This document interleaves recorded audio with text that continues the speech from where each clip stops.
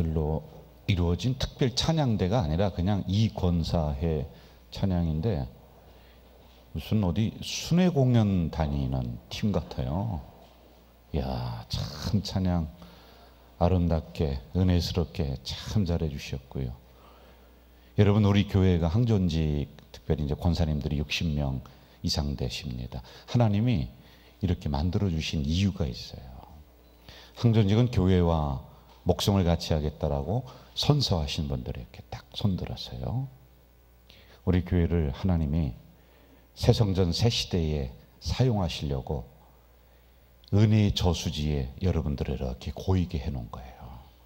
그래서 아주 크게 교회를 위해 사용되어질 우리 이권사에 여러분 격려의 박수 한번 하겠습니다. 감사합니다. 감사합니다.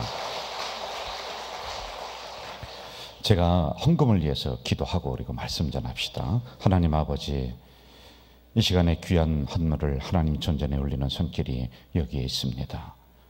이들이 물질의 저수지에 마르지 않도록 2019년 하나님께서 이들의 가정 전대와 기업의 전대를 넉넉하게 채워 주시옵소서. 기도 제목도 이 안에 담았습니다. 이 좋은 자세히 할 수가 없사오나 만군의 여호와께서는 불꽃 같은 눈으로 이 가정들을 살피시는 줄 믿사오니 30배, 60배, 100배의 응답을 내려 주시옵소서. 예수님의 이름으로 기도하옵나이다. 아멘. 자, 옆에 있는 분과 은혜 받겠습니다. 서로 인사하겠습니다. 은혜 받겠습니다. 여러분, 목사에게 주신 그 직무 중에 하나가 뭐냐면은 여러분을 향해서 두 손 들어서 축복하는 거란 말이에요. 아론이라고 하는 제사장이 있습니다. 구역에 보면은 하나님을 향해서 두 손 들어 백성들을 대신하여 축복하였더니 하나님이 복을 내리신지라 이렇게 나오고 있어요. 그래서 공식적인 자리에서 제가 여러분을 향해서 축도하는 것이고 축복하는 겁니다. 그래서 저는 교회가 건강하게 되고 바르게 된다면 성도들이 복을 받는다, 이 주의로 제가 나아가고 있어요. 세상 사람들에게 우리가 복을 뺏기면 안 된다.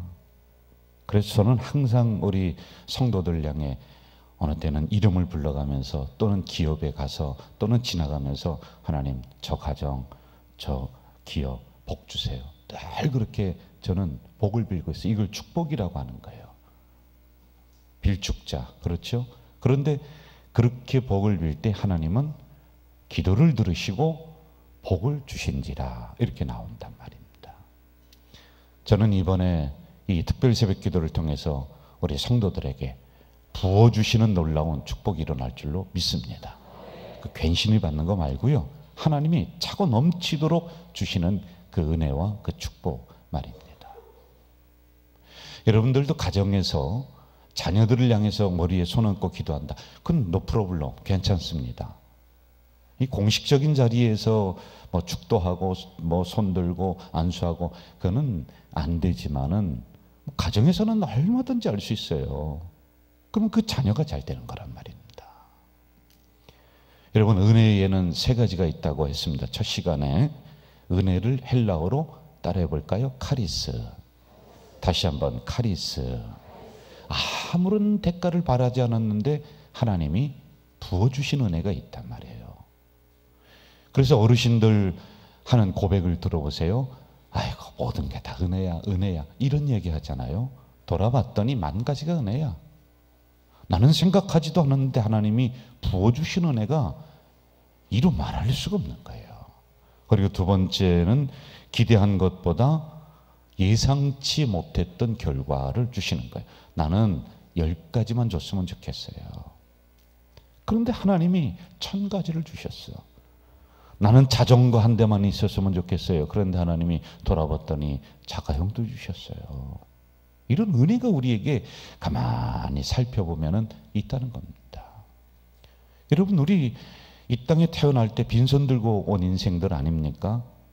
그런데 한번 살펴보세요. 가정에 있는 거 한번 헤아려 보세요. 지금 수백 가지가 아마 있을 거예요. 저기 필리핀이라든지 그런데 우리가 또 언제 갈 기회가 됐을 겁니다. 박장길 선교사님 선교하는 그 현장에 한번 가보신 분들 알 거예요. 가정가정 우리가 신방을 하거든요. 이번에 5월에도 우리가 갈 때도 가정가정 신방을 할 거예요. 가면은요, 여러분 다 옵니다. 그냥 냄비 쪼가리 한 2개 이렇게 놓고 살아요. 몇 개 안 돼요.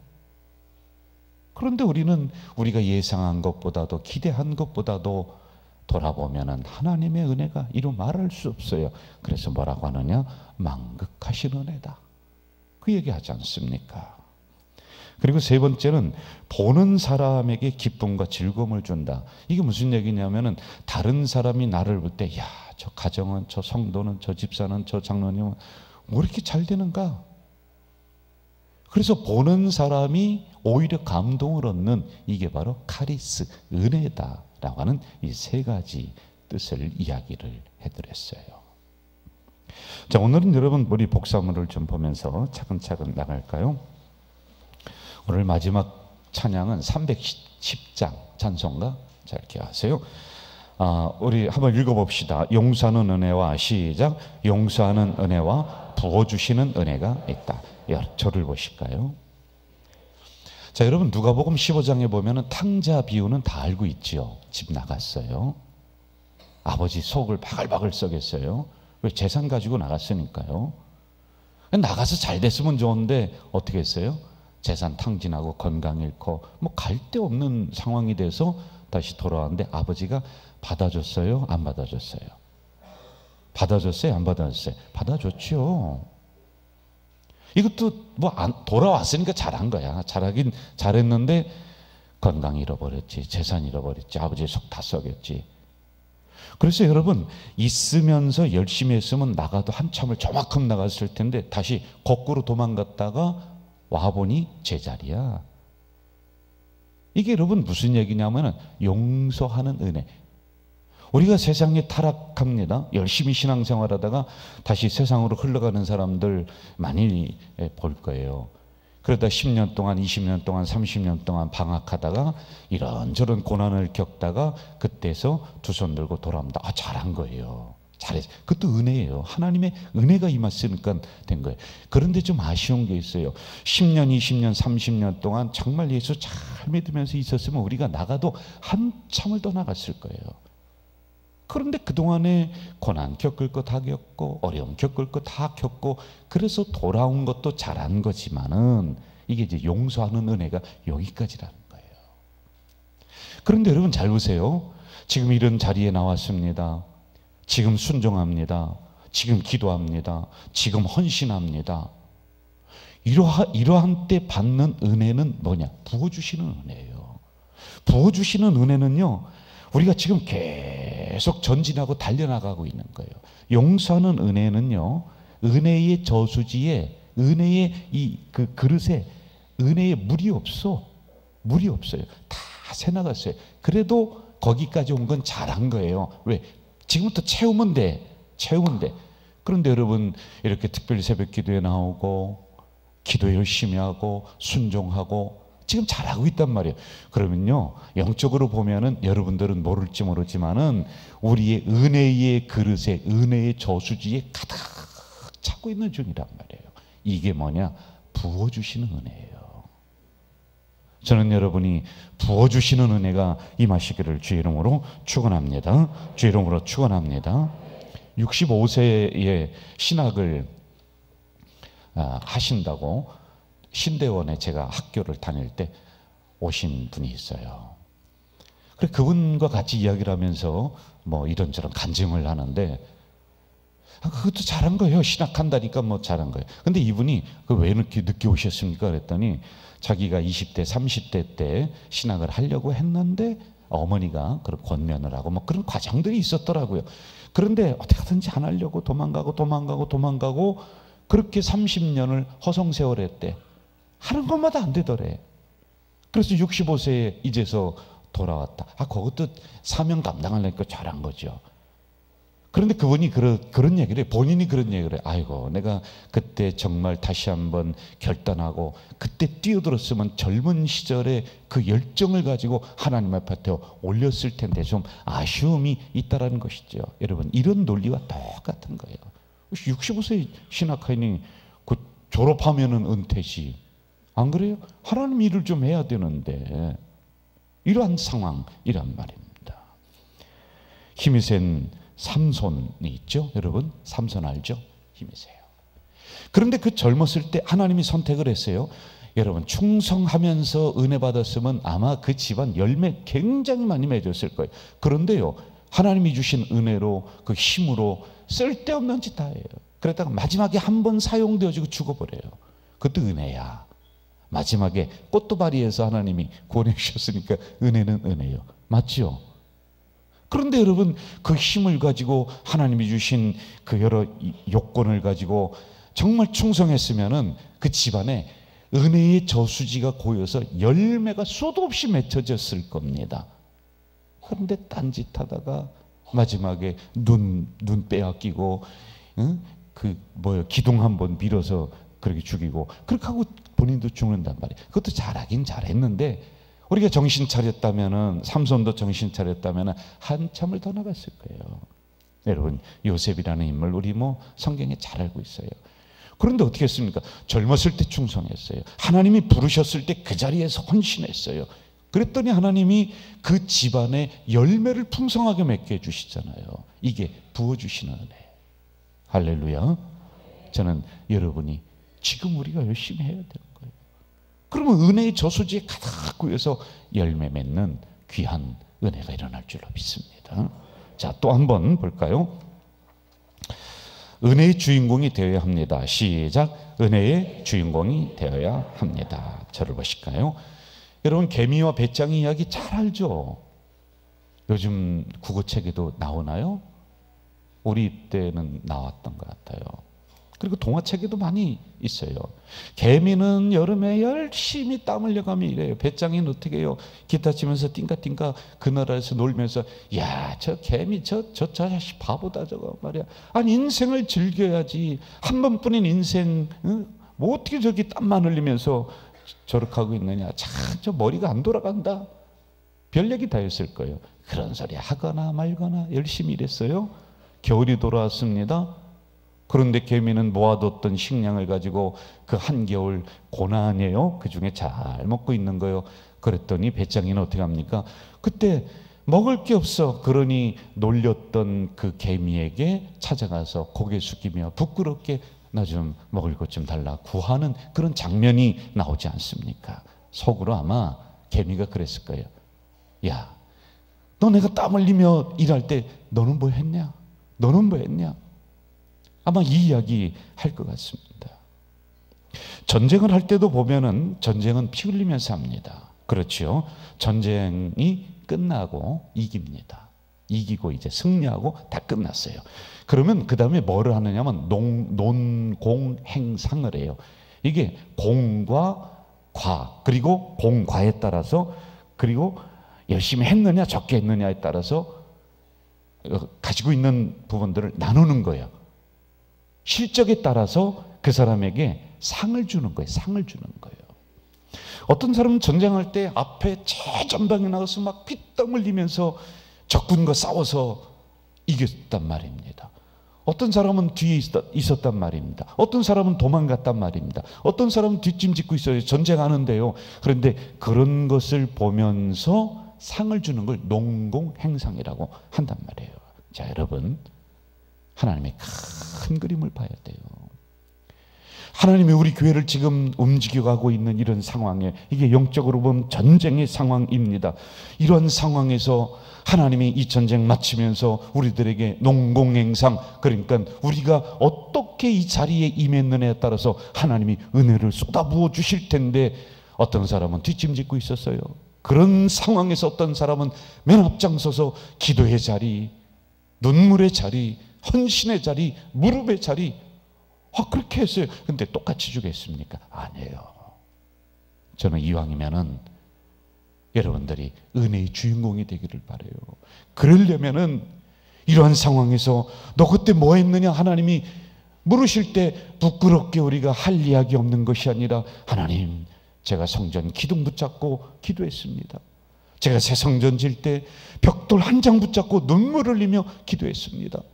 제가 전도지 가지고 우리 교회 알든지 모르든지 목사님은 아마 모를 겁니다. 그런데 하나님 아시죠? 제가 집집마다 이거 돌렸습니다.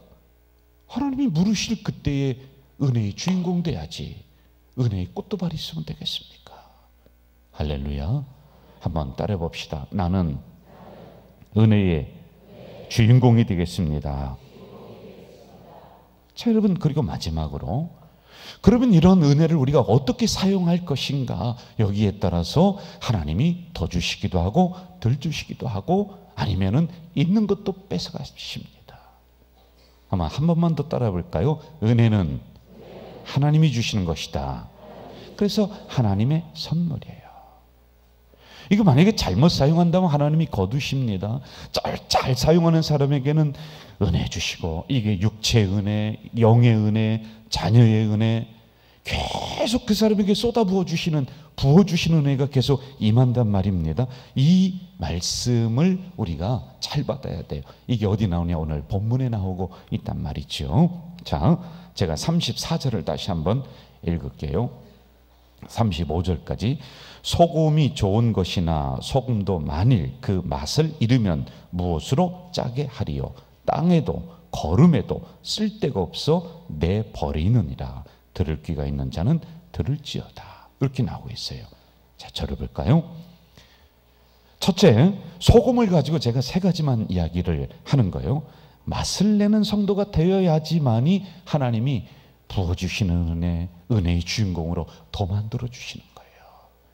왜? 소금은 맛을 내기 때문에 그렇단 말입니다. 자, 그런데 맛을 잃으면 어떻게 되냐? 쓸데가 없다는 거야. 거름에도 못 쓴다는 거야. 여러분, 소금이 맛을 잃을 때가 있을까요? 한번 생각을 해보세요. 10년, 20년 가도 소금은 그대로 두면 있는 거예요. 그렇죠? 100년이 가도 소금은 있는 거예요. 그거 캐서 왜냐하면 산에도 소금이 있더라고. 바다에 있는 것이 아니라요. 지금 사해바다라든지 거기 가면은 소금 기둥, 소금 더미들이 많이 있어요. 소금이 맛을 잃으면은 땅에 버려져서 거름에도 못 쓴다. 여러분, 이게 이해가 돼요?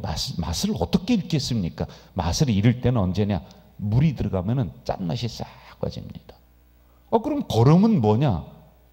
여러분, 이 사해라고 하는 곳에는요, 이 물이 고여있는 그 바다입니다. 거기에 소금더미가 있는데 그 안에는 해초라든지 여러 가지 것들이 그 안에 있다는 거예요. 그래서 이게 싹 녹으면은 그게 남는다는 거예요. 근데 그거는 거름에도 못 쓴다는 거예요. 자, 여러분 잘 들어보세요. 우리가 소금과 같은 성도가 되어야 되는데 우리들 안에 세상 물이 싹 들어와 버려요. 인본주의적인 물이 싹 들어와 버려요. 부정적인 물이 그냥 가득 채워버리는 겁니다. 그러면은 우리 안에 있는 이 성도로서의 소금의 짠맛이 싹 빠져버리는 거예요. 교회가 교회답지 못하고 성도가 성도답지 못하고, 그러니 그 역할을 못한다는 것입니다. 그러면은 맛을 잃어버립니다. 성도가 성도로서의 역할을 못하는 거예요. 그런데 무서운 얘기가 뭐냐면은 아무짝에도 쓸모 없다는 거예요.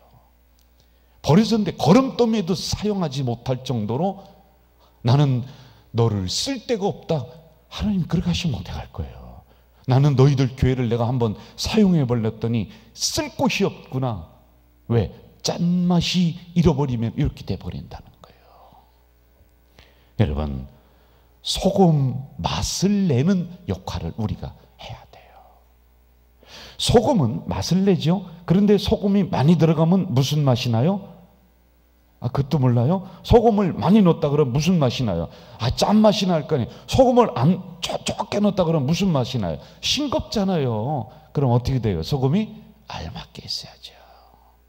많이 넣는다고 과하다고 그게 좋은 건 아닙니다. 그래서 적절한 맛을 내는 그런 성도, 그런 교회가 돼야 되는 거예요. 욥기 6장 6절에 보면은 싱거운 것이 소금 없이 먹히겠느냐? 못 먹는다는 거예요. 닭의 알 흰자위가 맛이 있겠느냐? 달걀, 알걀 알죠? 그거 뭐 찍어 먹어야 돼? 소금. 성경에서 소금 찍어 먹어야 맛있다는 거예요. 알맞게 찍어 먹어야 된다는 거예요. 저는 우리 교회 성도들이 들어가는 자리에는 알맞은 은혜의 맛을 내시기를 주이름으로 축원합니다. 절망한 사람들 속에 들어가서는요, 알맞은 희망의 맛을 내기를 주이름으로 바라는 거예요. 부정적인 사람들 속에 들어가서는 여러분 긍정의 맛을 내고요, 그리고 우리 교회가 이 지역에 있으면서는 구원의 맛을 내는 거예요.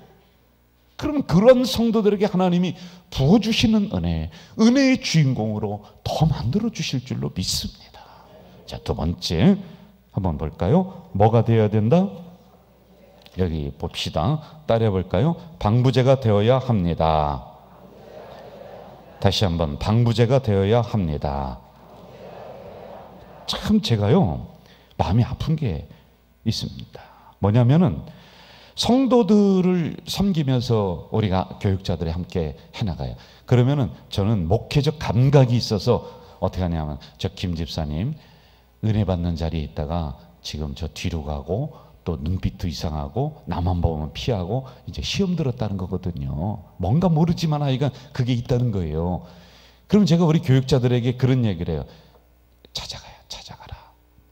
원인을 알아보고 그리고 와서 우리가 기도해주고 그렇게 하자. 그런데 이제 여러 가지 일이 있으니까 뭐 간혹가다 그런 일이 있어요. 그걸 놓치는 거예요. 안 하는 거예요. 그러면 여지없이 3달, 4달 후에는 교회를 안 나와요. 그럼 그때 이제 불이 나게 찾아가면 이미 끝나버린 거야. 이미 끝나버렸어요. 너무 어려운 거예요. 여러분, 이게 무슨 얘기냐면 썩어버린 곳에 소금을 아무리 넣어버린다, 안 되는 거예요. 그렇죠? 썩기 전에 소금을 넣었을 때 이게 유지가 되는 거예요. 여러분, 우리가 이 세상 썩었다, 아직 희망이 있어요. 왜? 이 새벽에 이 정도로 나오는 우리만 그러겠습니까? 이 한국교회 수많은 교회들이 지금 이 기간에 이 새벽기도 하고 있단 말입니다. 더 썩기 전에 우리가 방부제 역할을 해야 되는 거예요.